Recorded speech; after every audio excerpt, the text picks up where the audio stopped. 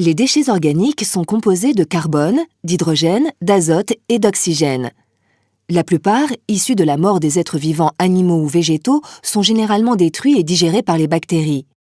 Mais certains se déposent au fond des mers fermées, des lagunes, des lacs, des deltas ou d'autres milieux aquatiques pauvres en oxygène. Ils sont ainsi protégés de l'action des bactéries.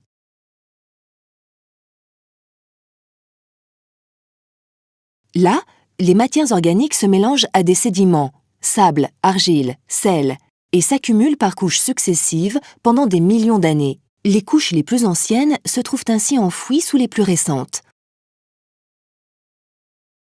Par leur propre masse, ces couches sédimentaires s'enfoncent naturellement. Le phénomène de tectonique des plaques, en agitant le manteau de la Terre, les casse et les entraîne plus profondément dans l'écorce terrestre.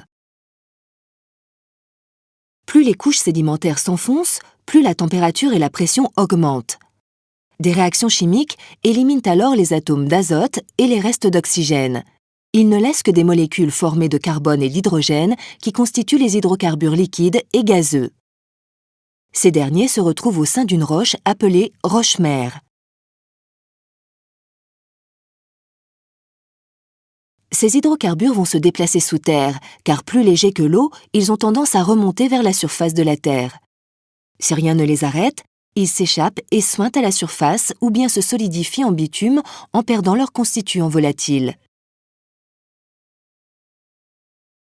Mais si au cours de leur migration, les hydrocarbures rencontrent une couche imperméable qu'on nomme la couverture, ils sont piégés en dessous dans les interstices microscopiques et les fissures d'une roche, dite roche-réservoir.